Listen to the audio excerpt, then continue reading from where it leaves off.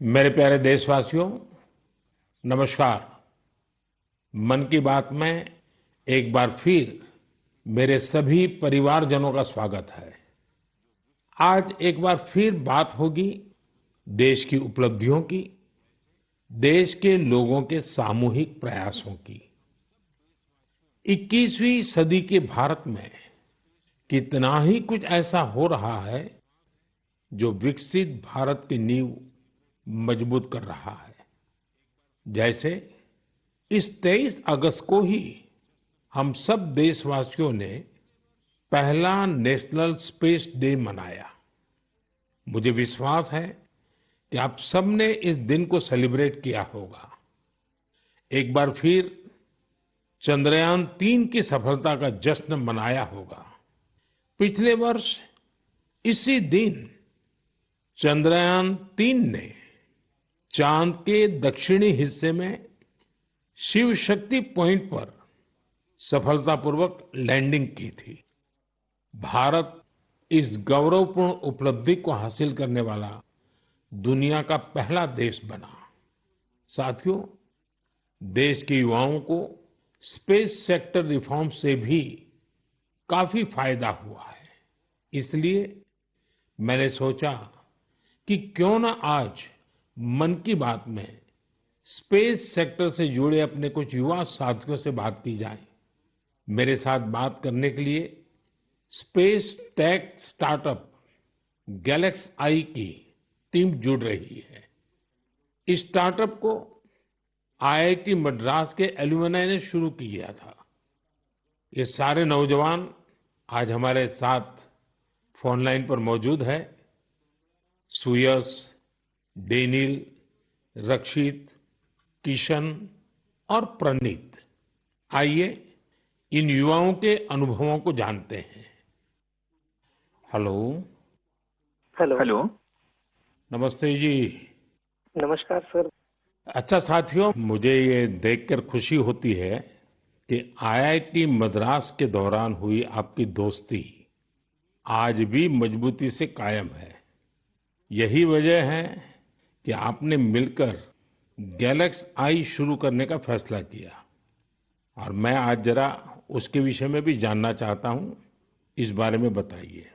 इसके साथ ही ये भी बताएं कि आपकी टेक्नोलॉजी से देश को कितना लाभ होने वाला है। जी, मेरा नाम सुयश है। हम लोग साथ में, जैसा आपने बोला, सब लोग साथ में आईआईटी मद्रास में मिले। वहीं पर हम लोग सब पढ़ाई कर रहे थे, अलग अलग ईयर्स में थे अपने इंजीनियरिंग के। और उसी वक्त हम लोगों ने सोचा कि एक हाइपरलूप नाम का एक प्रोजेक्ट है जो हम लोग चाहते थे साथ में करेंगे। उसी दौरान हमने एक टीम की शुरुआत की, उसका नाम था आविष्कार हाइपरलूप, जिसको लेकर हम लोग अमेरिका भी गए। उस साल हम एशिया की इकलौती टीम थी जो वहां गई और हमारे देश का जो झंडा है उसको हमने फहराया। और हम टॉप 20 टीम्स में से थे, जो out of around 1500 teams around the world. चलिए, आगे सुनने से पहले इसके लिए तो बधाई दे दूं मैं। बहुत बहुत धन्यवाद आपका। उसी उपलब्धि के दौरान हम लोगों की दोस्ती काफी गहरी हुई और इस तरीके के कठिन प्रोजेक्ट्स और टफ प्रोजेक्ट्स को करने का कॉन्फिडेंस भी आया। और उसी दौरान स्पेसएक्स को देख के और स्पेस में जो आपने जो ओपन अप किया एक प्राइवेटाइजेशन को, जो 2020 में एक लैंडमार्क डिसीजन भी आया, उसको लेकर हम लोग काफी एक्साइटेड थे। और मैं रक्षित को इनवाइट करना चाहूंगा बोलने के लिए कि हम क्या बना रहे हैं और उसका फायदा क्या है। जी, तो मेरा नाम रक्षित है और इस टेक्नोलॉजी से हमको कैसे लाभ होगा मैं इसका उत्तर दूंगा। रक्षित, आप उत्तराखंड में कहाँ से हैं? सर, मैं अल्मोड़ा से हूँ। तो बाल मिठाई वाले हैं आप। जी सर, बाल मिठाई हमारी फेवरेट है। तो हमारा जो लक्ष्य सेन है ना, वो मेरे लिए रेगुलरली बाल मिठाई खिलाता रहता है मुझे। हाँ रक्षित, बताइए। तो हमारी जो ये टेक्नोलॉजी है, ये अंतरिक्ष से बादलों के आर पार देख सकती है और ये रात्रि में भी देख सकती है। तो हम इससे देश के किसी भी कोने के ऊपर रोज एक साफ तस्वीर खींच सकते हैं। और ये जो डेटा हमें आएगा, इसका उपयोग हम दो क्षेत्रों में विकास करने के लिए करेंगे। पहला है भारत को अत्यंत सुरक्षित बनाना। हमारे जो बॉर्डर्स हैं और हमारे जो ओशंस हैं, सीज हैं, उसके ऊपर रोज हम मॉनिटर करेंगे और एनिमी की एक्टिविटीज को मॉनिटर करेंगे और हमारी आर्म्ड फोर्सेस को इंटेलिजेंस प्रोवाइड करेंगे। और दूसरा है भारत के किसानों को सशक्त बनाना। तो हमने ऑलरेडी एक प्रोडक्ट बनाया है भारत के झींगा किसानों के लिए, जो अंतरिक्ष से उनके पॉन्ड्स के पानी की क्वालिटी मेजर कर सकता है 1/10 ऑफ द करंट कॉस्ट में। और हम चाहते हैं आगे जाते हुए हम दुनिया के लिए best quality satellite images generate करें, और जो ग्लोबल इश्यूज हैं, ग्लोबल वार्मिंग जैसे, इससे लड़ने के लिए हम दुनिया को best quality satellite data provide करें। इसका मतलब हुआ कि आपकी टोली जय जवान भी करेगी, जय किसान भी करेगी। जी सर, बिल्कुल। साथियों, आप इतना अच्छा काम कर रहे हैं, मैं ये भी जानना चाहता हूं कि आपकी इस टेक्नोलॉजी का प्रिसीजन कितना है। सर, हम लेस देन 50 सेंटीमीटर के रेजोल्यूशन तक जा पाएंगे, और हम एक बार में approximately more than 300 square kilometre area को इमेज कर पाएंगे। चलिए, मैं समझता हूं कि ये बात जब देशवासी सुनेंगे तो उनको बड़ा गर्व होगा। लेकिन मैं एक और सवाल पूछना चाहूंगा। जी सर। स्पेस इकोसिस्टम बहुत ही वाइब्रेंट हो रहा है। अब आपकी टीम इसमें क्या बदलाव देख रहे हैं? मेरा नाम किशन है। हमने ये गैलेक्साई शुरू होने के बाद से ही हमने इन स्पेस आते हुए देखा है और काफी सारे पॉलिसीज आते हुए देखे हैं, ये जैसे कि geo spatial data policy and Indian space policy. और हमने पिछले 3 साल में काफी बदलाव आते हुए देखा है और काफी प्रोसेसेस और काफी इंफ्रास्ट्रक्चर और काफी फैसिलिटीज इसरो के ये अवेलेबल और काफी अच्छे तरीके से हुए हैं। जैसे कि हम इसरो में जाके टेस्टिंग कर सकते हैं हमारे हार्डवेयर का, ये काफी आसान तरीके से अभी हो सकता है। 3 साल पहले वो प्रोसेसेस उतने नहीं थे, और ये काफी हेल्पफुल रहा है हमारे लिए और काफी और स्टार्टअप्स के लिए भी। और रीसेंट एफडीआई पॉलिसीज की वजह से और ये फैसिलिटीज अवेलेबिलिटी की वजह से और स्टार्टअप्स को आने के लिए काफी इंसेंटिव है, और ऐसे स्टार्टअप्स आके काफी इजीली और काफी अच्छे से डेवलपमेंट कर सकते हैं ऐसी फील्ड में जिसमें यूजुअली डेवलपमेंट करना बहुत कॉस्टली और टाइम कंज्यूमिंग रहता है। बट करंट पॉलिसीज और इन स्पेस के आने के बाद काफी चीजें आसान हुई है स्टार्टअप्स के लिए। मेरे मित्र डेनियल चावड़ा भी इस पे कुछ और बोलना चाहेंगे। डेनियल बताइए। सर, हमने एक और चीज ऑब्जर्व किया है। हमने देखा है कि जो इंजीनियरिंग के छात्र हैं उनकी सोच में बदलाव देखा है। वो पहले बाहर जाके हायर स्टडीज परस्यू करना चाहते थे और वहाँ काम करना चाहते थे और स्पेस डोमेन में, बट अब क्योंकि इंडिया में स्पेस इकोसिस्टम बहुत अच्छी तरीके से आ रहा है, तो इस कारण वो लोग इंडिया वापस आके इस इकोसिस्टम के पार्ट बनना चाहते हैं। तो ये काफी अच्छा फीडबैक हमें मिला है, और हमारे खुद की कंपनी में कुछ लोग वापस आके काम कर रहे हैं इसी वजह से। मुझे लगता है कि आपने दोनों जो पहलू बताए हैं, किशन ने और डेनियल दोनों ने, मैं जरूर मानता हूं कि बहुत से लोगों का इस तरफ ध्यान नहीं गया होगा कि एक क्षेत्र में जब रिफॉर्म होता है तो रिफॉर्म का कितने मल्टीपल इफेक्ट्स होते हैं, कितने लोगों का लाभ होता है। और जो आपके वर्णन से, और क्योंकि आप उस फील्ड में हैं तो आपको ध्यान में जरूर आता है, और आपने ऑब्जर्व भी किया है कि देश के नौजवान अब इस फील्ड में यहीं पर अपना भविष्य आजमाना चाहते हैं, अपने टैलेंट का उपयोग करना चाहते हैं। बहुत अच्छा ऑब्जर्वेशन है आपका। एक और सवाल मैं पूछना चाहूंगा, आप उन युवाओं को क्या संदेश देना चाहेंगे जो स्टार्टअप्स और स्पेस सेक्टर में सफलता हासिल करना चाहते हैं? मैं प्रणीत बात कर रहा हूँ और मैं एक सवाल का जवाब दूंगा। हाँ प्रणीत, बताइए। सर, मैं अपने कुछ सालों के एक्सपीरियंस से 2 चीजें बोलना चाहूंगा। सबसे पहली, अगर अपने को स्टार्टअप करना हो तो यही मौका है, क्योंकि पूरी दुनिया में इंडिया आज वो देश है जो वर्ल्ड का सबसे फास्टेस्ट ग्रोइंग इकोनॉमी है। और इसका मतलब ये हुआ कि अपने पास अपॉर्चुनिटी बहुत ज्यादा है। जैसे मैं 24 साल की उम्र में ये सोच के प्राउड फील करता हूँ कि अगले साल हमारी एक सैटेलाइट लॉन्च होगी जिसके बेसिस पे अपनी गवर्नमेंट कुछ मेजर डिसीजन लेगी और उसमें हमारा छोटा सा एक कंट्रीब्यूशन है। ऐसी कुछ नेशनल इम्पैक्ट की प्रोजेक्ट्स पे काम करने को मिले, ये ऐसी इंडस्ट्री और ये ऐसा टाइम है, गिवन कि ये स्पेस इंडस्ट्री आज अभी तो स्टार्ट हो रही है। तो मैं अपने युवा दोस्तों को यही बोलना चाहूंगा कि ये अपॉर्चुनिटी ना सिर्फ इम्पैक्ट की बट ऑल्सो उनके खुद के फाइनेंशियल ग्रोथ की और एक ग्लोबल प्रॉब्लम सॉल्व करने की है। तो हम आपस में यही बात करते हैं कि बचपन में हम ये बोलते थे कि बड़े होके एक्टर बनेंगे, स्पोर्ट्समैन बनेंगे या ऐसे कुछ चीजें होती थी। बट आज अगर हम ये सुने कि कोई बड़ा होके ये बोलता है कि मुझे बड़ा होके एंटरप्रेन्योर बनना है, स्पेस इंडस्ट्री में काम करना है, ये हमारे लिए बहुत प्राउड मोमेंट है कि हम इस पूरे ट्रांसफॉर्मेशन में एक छोटा सा पार्ट प्ले कर पाए। साथियों, एक प्रकार से प्रणीत, किशन, डेनिल, रक्षित, सुयश, जितनी मजबूत आपकी दोस्ती है उतना ही मजबूत आपका स्टार्टअप भी है। तभी तो आप लोग इतना शानदार काम कर रहे हैं। मुझे कुछ साल पहले आईआईटी मद्रास जाने का अवसर मिला था और मैंने उस संस्थान के एक्सेलेंस को खुद अनुभव किया है। और वैसे भी आईआईटी के संबंध में पूरे विश्व में एक सम्मान का भाव है और वहां से निकलने वाले हमारे लोग जब भारत के लिए काम करते हैं तो जरूर कुछ न कुछ अच्छा कंट्रीब्यूट करते हैं। आप सभी को और स्पेस सेक्टर में काम करने वाले दूसरे सभी स्टार्टअप्स को मेरी बहुत बहुत शुभकामनाएं हैं। और आप पांचों साथियों से बात करके मुझे बहुत अच्छा लगा। चलिए, बहुत बहुत धन्यवाद दोस्तों। Thank you so much. मेरे प्यारे देशवासियों, इस साल मैंने लाल किले से बिना पॉलिटिकल बैकग्राउंड वाले 1 लाख युवाओं को पॉलिटिकल सिस्टम से जोड़ने का आह्वान किया है। मेरी इस बात पर जबरदस्त प्रतिक्रिया हुई है। इससे पता चलता है कि कितनी बड़ी संख्या में हमारे युवा राजनीति में आने को तैयार बैठे हैं।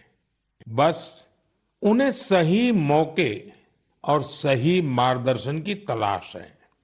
इस विषय पर मुझे देश भर के युवाओं के पत्र भी मिले हैं। सोशल मीडिया पर भी जबरदस्त रिस्पांस मिल रहा है। लोगों ने मुझे कई तरह के सुझाव भी भेजे हैं। कुछ युवाओं ने पत्र में लिखा है कि उनके लिए वाकई अकल्पनीय है दादा या माता पिता की कोई राजनीतिक विरासत नहीं होने की वजह से वो राजनीति में चाहकर भी नहीं आ पाते थे। कुछ युवाओं ने लिखा कि उनके पास जमीनी स्तर पर काम करने का अच्छा अनुभव है, इसलिए वे लोगों की समस्याओं को सुलझाने में मददगार बन सकते हैं। कुछ युवाओं ने ये भी लिखा कि परिवारवादी राजनीति नई प्रतिभाओं का दमन कर देती है। कुछ युवाओं ने कहा कि इस तरह के प्रयासों से हमारे लोकतंत्र को और मजबूती मिलेगी।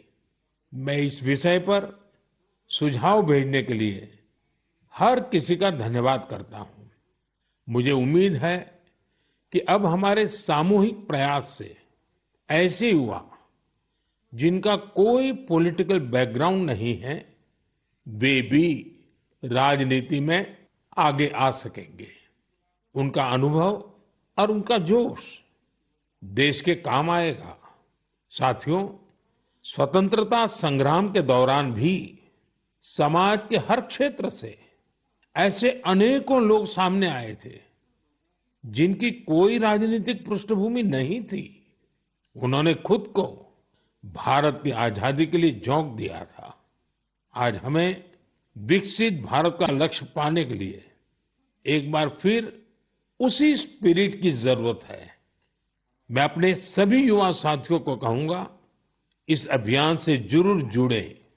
आपका ये कदम अपने और देश के भविष्य को बदलने वाला होगा। मेरे प्यारे देशवासियों, हर घर तिरंगा और पूरा देश तिरंगा, इस बार ये अभियान अपनी पूरी ऊंचाई पर रहा। देश के कोने कोने से इस अभियान से जुड़ी अद्भुत तस्वीरें सामने आई। हमने घरों पर तिरंगा लहराते देखा, स्कूल, कॉलेज, यूनिवर्सिटी में तिरंगा देखा। लोगों ने अपनी दुकानों, दफ्तरों में तिरंगा लगाया। लोगों ने अपने डेस्कटॉप, मोबाइल और गाड़ियों में भी तिरंगा लगाया। जब लोग एक साथ जुड़कर अपनी भावना प्रकट करते हैं तो इसी तरह हर अभियान को 4 चांद लग जाते हैं। अभी आप अपनी टीवी स्क्रीन पर जो तस्वीरें देख रहे हैं, ये जम्मू कश्मीर के रियासी की है। यहाँ 750 मीटर लंबे झंडे के साथ तिरंगा रैली निकाली गई और ये रैली दुनिया के सबसे ऊंचे चिनाब रेलवे ब्रिज पर निकाली गई। जिसने भी इन तस्वीरों को देखा उसका मन खुशी से झूम उठा। श्रीनगर के डल लेक में भी तिरंगा यात्रा की मनमोहक तस्वीरें हम सब ने देखी। अरुणाचल प्रदेश के ईस्ट कामेंग जिले में भी 600 फीट लंबे तिरंगे के साथ यात्रा निकाली गई। देश के अन्य राज्यों में भी इसी तरह हर उम्र के लोग ऐसी तिरंगा यात्राओं में शामिल हुए। स्वतंत्रता दिवस अब एक सामाजिक पर्व भी बनता जा रहा है। ये आपने भी अनुभव किया होगा। लोग अपने घरों को तिरंगा माला से सजाते हैं। स्वयं सहायता समूह से जुड़ी महिलाएं लाखों झंडे तैयार करती हैं। ई कॉमर्स प्लेटफॉर्म पर तिरंगे में रंगे सामानों की बिक्री बढ़ जाती है। स्वतंत्रता दिवस के अवसर पर देश के हर कोने, जल, थल, नभ, हर जगह हमारे झंडे के 3 रंग दिखाई दिए। हर घर तिरंगा वेबसाइट पर 5 करोड़ से ज्यादा सेल्फी भी पोस्ट की गई।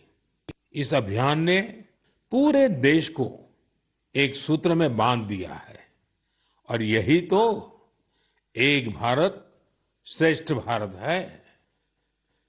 मेरे प्यारे देशवासियों, इंसानों और जानवरों के प्यार पर आपने कितनी सारी फिल्में देखी होगी, लेकिन एक रियल स्टोरी इन दिनों असम में बन रही है। असम में तिनसुकिया जिले के एक छोटे से गांव बारेकुरी में मोरान समुदाय के लोग रहते हैं और इसी गांव में रहते हैं हुलॉक गिबन, जिन्हें यहां होलो बंदर कहा जाता है। हुलॉक गिबन्स ने इस गांव में ही अपना बसेरा बना लिया है। आपको जानकर आश्चर्य होगा, इस गांव के लोगों का हुलॉक गिबन के साथ बहुत गहरा संबंध है। गांव के लोग आज भी अपने पारंपरिक मूल्यों का पालन करते हैं, इसलिए उन्होंने वो सारे काम किए जिससे गिबन्स के साथ उनके रिश्ते और मजबूत हो। उन्हें जब ये एहसास हुआ कि गिबन्स को केले बहुत पसंद है, तो उन्होंने केले की खेती भी शुरू कर दी। इसके अलावा उन्होंने तय किया कि गिबन्स के जन्म और मृत्यु से जुड़े रीति रिवाजों को वैसे ही पूरा करेंगे जैसा वे अपने लोगों के लिए करते हैं। उन्होंने गिबन्स को नाम भी दिए हैं। हाल ही में गिबन्स को पास से गुजर रहे बिजली के तारों के कारण मुश्किलों का सामना करना पड़ रहा था। ऐसे में इस गांव के लोगों ने सरकार के सामने इस मामले को रखा और जल्द ही इसका समाधान भी निकाल लिया गया। मुझे बताया गया है कि अब ये गिबन्स तस्वीरों के लिए पोज भी देते हैं। साथियों, पशुओं के प्रति प्रेम में हमारे अरुणाचल प्रदेश के युवा साथी भी किसी से पीछे नहीं है। अरुणाचल में हमारे कुछ युवा साथियों ने 3D प्रिंटिंग टेक्नोलॉजी का उपयोग करना शुरू किया है। जानते हैं क्यों? क्योंकि वो वन्य जीवों को सींगों और दांतों के लिए शिकार होने से बचाना चाहते हैं। नादबम बापू और लीखा नाना के नेतृत्व में ये टीम जानवरों के अलग अलग हिस्सों की 3D प्रिंटिंग करती है। जानवरों के सींग हो, दांत हो, ये सब 3D प्रिंटिंग से तैयार होते हैं। इससे फिर ड्रेस और टोपी जैसी चीजें बनाई जाती हैं। ये गजब का अल्टरनेटिव है जिसमें बायोडिग्रेडेबल मटेरियल का उपयोग होता है। ऐसे अद्भुत प्रयासों की जितनी भी सराहना की जाए कम है। मैं तो कहूंगा अधिक से अधिक स्टार्टअप्स इस क्षेत्र में सामने आए ताकि हमारे पशुओं की रक्षा हो सके और परंपरा भी चलती रहे। मेरे प्यारे देशवासियों, मध्य प्रदेश के जाबुआ में कुछ ऐसा शानदार हो रहा है जिसे आपको जरूर जानना चाहिए। वहां पर हमारे सफाई कर्मी भाई बहनों ने कमाल कर दिया है। इन भाई बहनों ने हमें वेस्ट टू वेल्थ का संदेश सच्चाई में बदल कर दिखाया है। इस टीम ने जाबुआ के एक पार्क में कचरे से अद्भुत आर्टवर्क तैयार किया है। अपने इस काम के लिए उन्होंने आसपास के क्षेत्रों से प्लास्टिक वेस्ट, इस्तेमाल की हुई बॉटल्स, टायर्स और पाइप्स इकट्ठा किए। इन आर्ट वर्क्स में हेलीकॉप्टर, कार और तोपें भी शामिल हैं। खूबसूरत हैंगिंग फ्लावर पॉट्स भी बनाए गए हैं। यहां इस्तेमाल किए गए टायरों का उपयोग आरामदायक बेंच बनाने के लिए किया गया है। सफाई कामगारों की इस टीम ने रिड्यूस, रीयूज और रिसाइकल का मंत्र अपनाया है। उनके प्रयासों से पार्क बहुत ही सुंदर दिखने लगा है। इसे देखने के लिए स्थानीय लोगों के साथ ही आसपास के जिलों में रहने वाले भी यहां पहुंच रहे हैं। साथियों, मुझे खुशी है कि आज हमारे देश में कई सारी स्टार्टअप टीम भी पर्यावरण को बढ़ावा देने के लिए ऐसे प्रयासों से जुड़ रही है। ई कॉन्शियस नाम की एक टीम है जो प्लास्टिक वेस्ट का उपयोग इको फ्रेंडली प्रोडक्ट्स बनाने में कर रही है। इसका आइडिया उन्हें हमारे पर्यटन स्थलों, विशेषकर पहाड़ी इलाकों में फैले कचरे को देख करके आया। ऐसे ही लोगों की एक और टीम ने इको कारी नाम से स्टार्टअप शुरू किया है। ये प्लास्टिक वेस्ट से अलग अलग खूबसूरत चीजें बनाते हैं। साथियों, टॉय रिसाइकलिंग भी ऐसा ही एक और क्षेत्र है जिसमें हम मिलकर काम कर सकते हैं। आप भी जानते हैं कि कई बच्चे कितनी जल्दी खिलौनों से बोर हो जाते हैं। वही ऐसे बच्चे भी हैं जो उन्हीं खिलौनों का सपना संजोए होते हैं। ऐसे खिलौने जिससे अब आपके बच्चे नहीं खेलते, उन्हें आप ऐसी जगहों पर दे सकते हैं जहां उनका उपयोग होता रहे। ये भी पर्यावरण की रक्षा का एक अच्छा रास्ता है। हम सब मिलकर प्रयास करेंगे तभी पर्यावरण भी मजबूत होगा और देश भी आगे बढ़ेगा। मेरे प्यारे देशवासियों, कुछ ही दिन पहले हमने 19 अगस्त को रक्षाबंधन का पर्व मनाया। उसी दिन पूरी दुनिया में विश्व संस्कृत दिवस भी मनाया गया। आज भी देश विदेश में संस्कृत के प्रति लोगों का विशेष लगाव दिखता है। दुनिया के कई देशों में संस्कृत भाषा को लेकर तरह तरह की रिसर्च और प्रयोग हो रहे हैं। आगे की बात करने से पहले मैं आपके लिए एक छोटी सी ऑडियो क्लिप प्ले कर रहा हूं। Titiršuch šigrakam gangam idam lakšmanam abrei. Bet taip yra skambė. Visi kartu.